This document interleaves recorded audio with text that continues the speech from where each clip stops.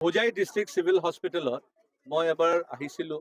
তেতিয়া দেখিছিলোঁ যে তেওঁলোকৰ মানে পেচেণ্ট ৰেজিষ্ট্ৰেশ্যনৰ কাৰণে কোনো ছেপাৰেট এৰিয়া নাই, আৰু তাৰ বাবে মই তেতিয়া দেখিলোঁ যে ইমান পেচেণ্ট মিক্সিং হৈ যায় যে এটা পেচেণ্টৰ পৰা আৰু এজন পেচেণ্টৰো বেমাৰ লাগিব পাৰে, আৰু এটা খুব মানে ইণ্টাৰনেল যিটো চেনিটাইজেশ্যন সেইটো তেনেকুৱা মেইনটেইন হোৱা নাছিলে।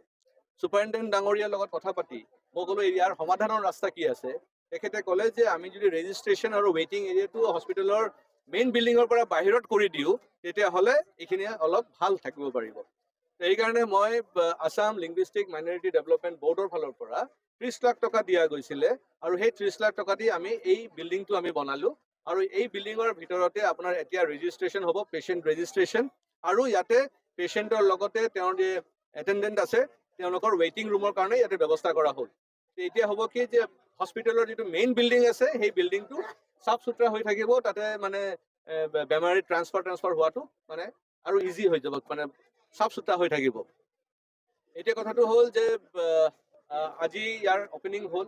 অপেনিঙত আমাৰ ডিষ্ট্ৰিক্ট কমিশ্যনাৰ আৰু স্থানীয় আমাৰ ভাইচ চেয়াৰমেন, জিলা পৰিষদৰ মিউনিচিপালিটিৰ চেয়াৰপাৰ্চন চবেই আছিলে, আৰু আমাৰ লোকেল বিভিন্ন জনগোষ্ঠীৰ পৰা সংগঠনবিলাকৰ পৰা তেওঁলোকৰ মুৰব্বীসকলে তেওঁলোকৰ বক্তব্য ৰাখিছিল। আৰু তেতিয়া আমি গম পালোঁ যে আমাৰ ইয়াতে ছাৰ্ভিচেছটো আৰু ইম্প্ৰুভ কৰিব লাগিব। এই হস্পিটেলটো আমি 2016 চনৰ পৰা 21 চনলৈকে যেতিয়া মই বিধায়ক আছিলোঁ অন প্ৰায়ৰিটি বনোৱা হৈছিলে। মই ধন্যবাদ দিছোঁ ডক্টৰ হিমন্ত বিশ্ব শৰ্মা ডাঙৰীয়া, আজিৰ মুখ্যমন্ত্ৰী, তেতিয়া তেখেত আপোনাৰ হেল্থ মিনিষ্টাৰ আছিলে, যে এইটো আমাৰ ইলেকশ্যনৰ এটা মেনিফেষ্টত আছিল, আৰু সেইখিনি সম্পূৰ্ণ কৰা গৈছিল মাত্ৰ 2 বছৰত। ইয়াৰ হস্পিটেলৰ কাম 2019ত আৰম্ভ হৈছিলে, আৰু 2021ত এই হস্পিটেলৰ মানে অপেনিং হৈ গৈছিল। আৰু সেই সময়তে মোৰ এতিয়া মনত আছে আমাৰ আজিৰ মুখ্যমন্ত্ৰী ডক্টৰ হিমন্ত বিশ্ব শৰ্মা ডাঙৰীয়াই সেইদিনাই তেওঁ ঘোষণা কৰিছিল যে এতিয়া চিভিল হস্পিটেল যেতিয়া হৈ গ'ল আমি ইয়াতে মেডিকেল কলেজ বনাম।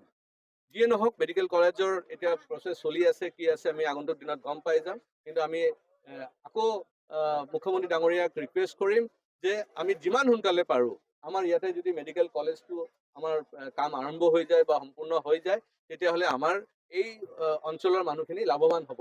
কাৰণ এতিয়াও বিল্ডিং হৈ গ'ল, ফেচিলিটিজ আহি গ'ল, মানুহ যিমানখিনি উপকৃত হ'ব লাগে এতিয়াও হোৱা নাই।